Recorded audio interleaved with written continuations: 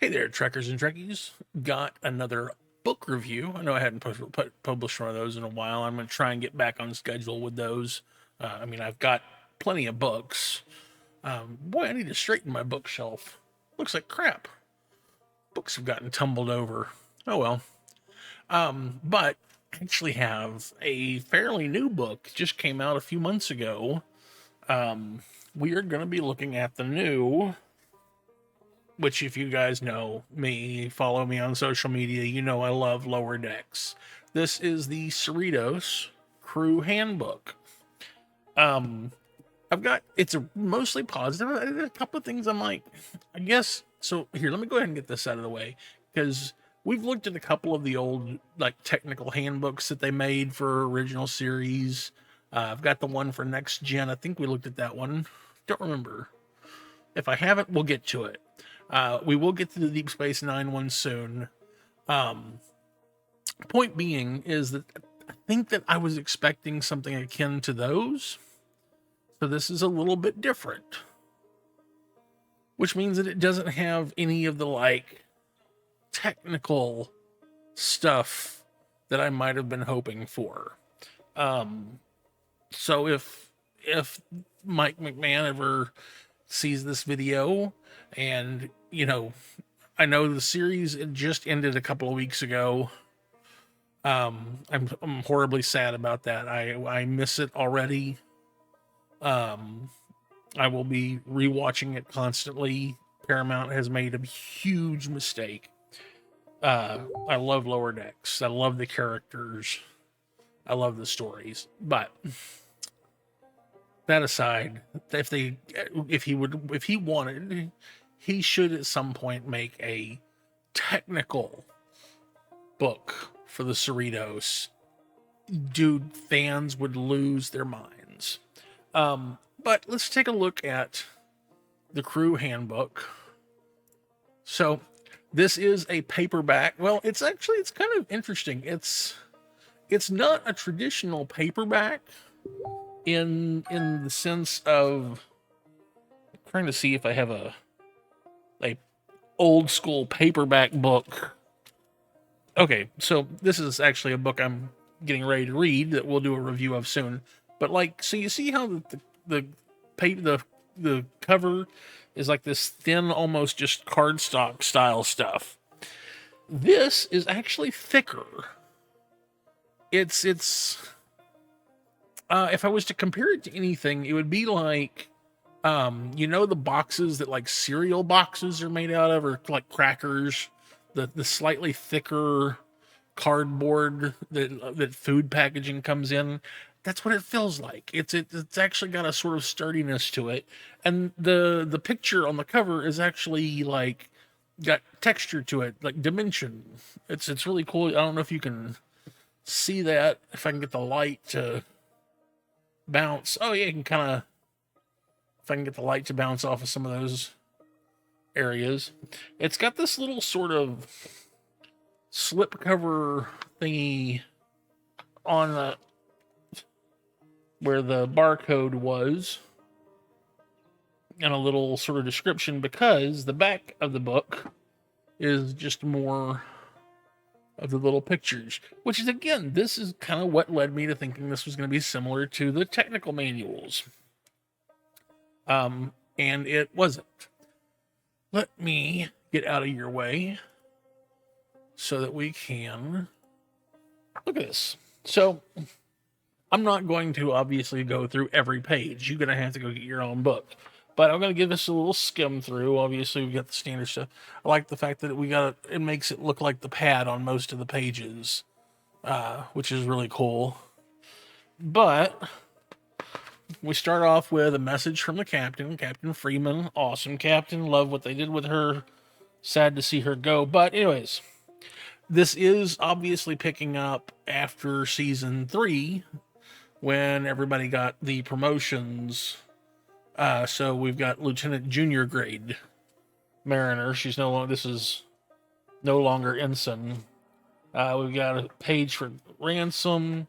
We've got a page for some of the various characters. And now one of the things is you've got like this technical stuff here that about, this is the menial tasks that are essential to keeping the Cerritos ship shape, and it's an article that's written from the perspective of Commander Ransom. But then over in sort of the margins, we've got Mariner, who is making notes on what she thinks about what's being written, which is hilarious. So yeah, this is just all things about the running of the ship day to day. Then we got a medical section by Dr. Tiana. This is kind of fun. The questionnaire asking what your bodily composition is. Are you carbon-based, silicon-based, synthetic, photonic, energy-based, symbiotic? There's a lot of good little things like that. There's just fun bits. You got a guide to staying on Dr. Tiana's good side. This is by Lieutenant Junior Grade Devon Attendee. We've got a section that's being written by Shax, which that's kind of the whole thing, is that each of the sections is written by one of the characters from the show.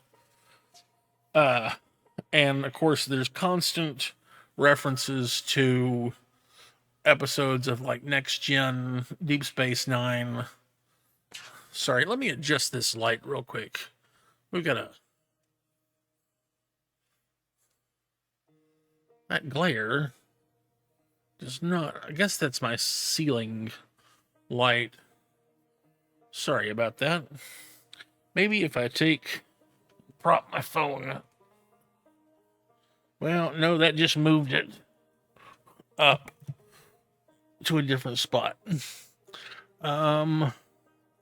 Trying to find something I can. Here. Maybe if I use these two jars. Yeah, that kind of helps. So, now we get to the engineering section. Commander Billups. We just flip through. We got, and again, Mariner's constantly leaving little comments. Some of the other characters do. Yeah, like here we are. There's comments that are by Boimler and Rutherford in regard to the Billups tubes, and the Tucker tubes,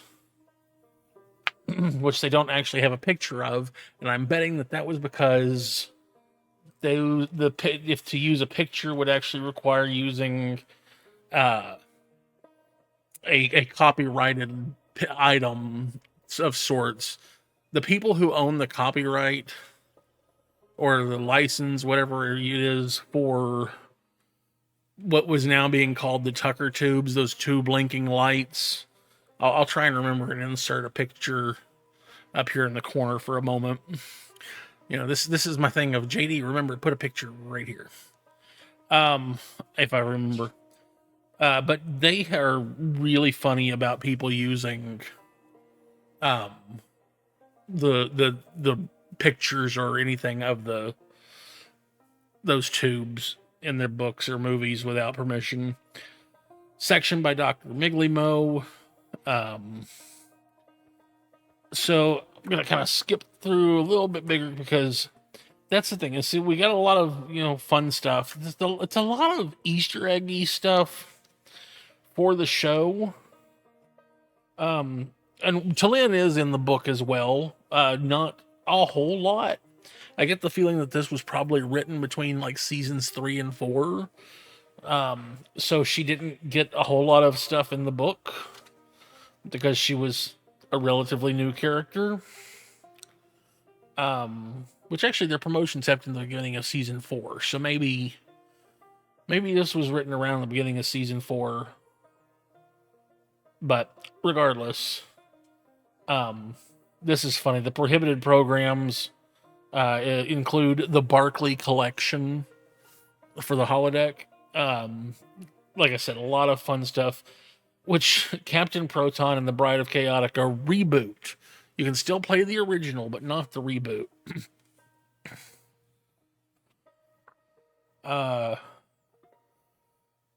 Little bitty sections on some of the various vehicles, the shuttles, the ATVs. It's one page on Cetacean Ops.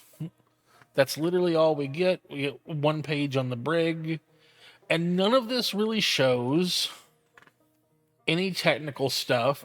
Oh, this again, the rubber ducky room. If you're a long-time fan of the show, you know about the fact that on the Master Systems display on every ship, they have inserted what looks like a rubber duck that takes up the entire space of a deck. I'll try and remember to post like the Enterprise D picture up in the corner and point it out.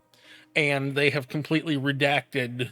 So all it says is, this is where blank and blank, blank, blank, blank. Of course, without that, the Cerritos would be completely unable to a lot of blank when blank, but when blank, except when blank, but when blank. Yeah, so basically the words but when except are the only words left in this, and that's kind of funny. And at the very end it says, and you don't need me to tell you how important that is. Perfect. Got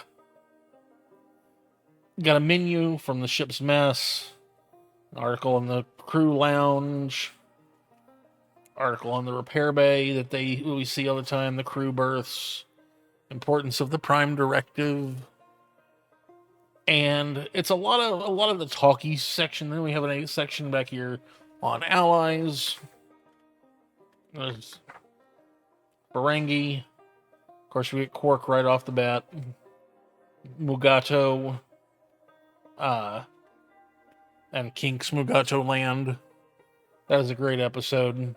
Founding members of Starfleet, which of course include the Vulcans. We have a page on them.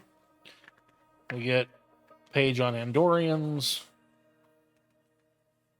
We get a little section on Tellarites, section on humans, wearing the Zephram Cochrane outfit. Let me adjust my little jars I'm using. There we go. And then, hi there, I'm Padgy 2.0. Can I teach you a lesson? And it's not a pleasant lesson that he wants to teach you. There's, come on, second contactees, which is just some of the aliens that we meet throughout the series. Did I skip a page? No. These pages are also very, very thick. Again, talking about the thickness of the book. It's very well constructed. This is going to hold up for a long time. This is a species that I need to figure out how to make a custom figure of, because that would be amazing. The Duplers, I wouldn't be able to make a figure that can double like they do. Might have to figure out how to make two of them at least. Katuvians, which I swear, these aliens have got to be a ripoff of, and I cannot remember the name, but in Galaxy Quest, the bad guy alien, was it Saris, I think was his name? I don't know if they ever say his alien species, but to me, I feel like this alien was sort of a joke on them. The Galarkians. Then we have dangerous species. Of course, the Borg. You will be assimilated. Resistance is futile. The Pakled, which it's hilarious that they turned them into such a big bad guy. The Orions, which it sounds like at the end of the show, the Orions are kind of more back to being a little friendly for now, at least until Disco gets to the future and deals with them then. And then the book just kind of ends with a few little joke going out kind of things, explaining that how the book is being turned into a hardcover. And yeah, so like I said, I really do like the book. I enjoyed going through it. It was fun. There's Not really particularly any new information in the book.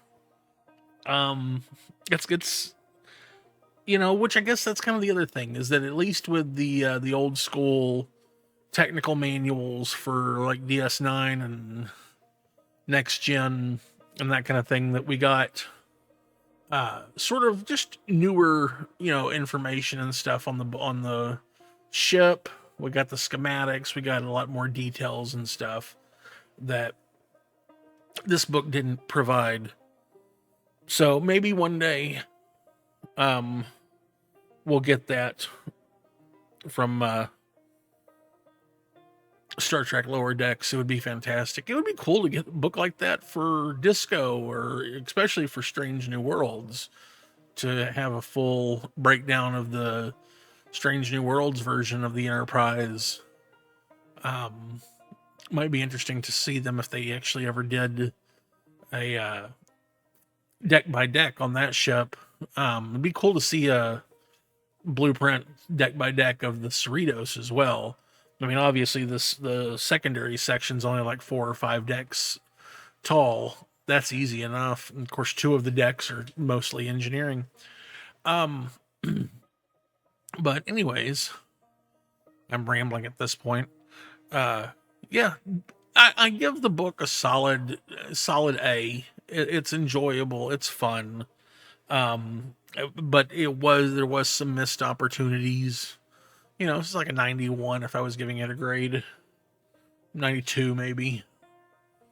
And that's not a reflection on the writer. It's probably more of a reflection on what Paramount allowed the writer to include. Because unfortunately, that's one thing we're finding to be true about a lot of things lately, is that the behind the scenes is hurting a lot of the shows. Well, I mean, we're used to that, like when certain actresses had to leave certain shows. God, that happened 3 times in the 90s.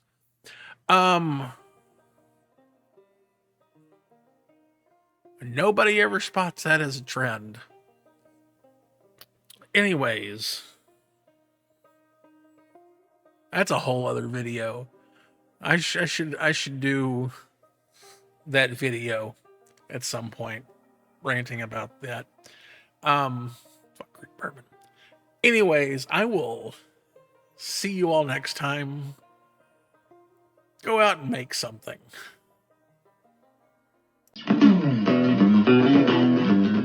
If you enjoy my videos and want to see more, please like, share, subscribe, and ring the bell icon. If you want to support me, you can find me on Patreon, or go over to Zazzle for prints of my artwork, t-shirts, and other cool stuff.